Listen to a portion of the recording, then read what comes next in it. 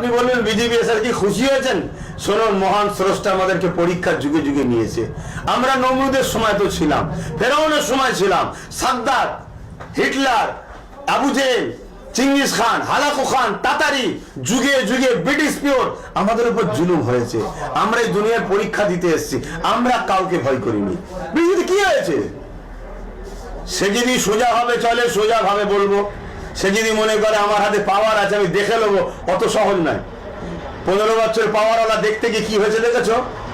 এর আগে অনেক বড় বড় পাওয়ারওয়ালা দেখতে গেছিল, কোথা দিয়ে কিভাবে ফেসে যাবে, কোথা দিয়ে কিভাবে নিজের মধ্যে লেগে যাবে, দিশে খুঁজে হবে না, টিকাতে পারবে না, যেমন মমতা টিকাতে পারলো না।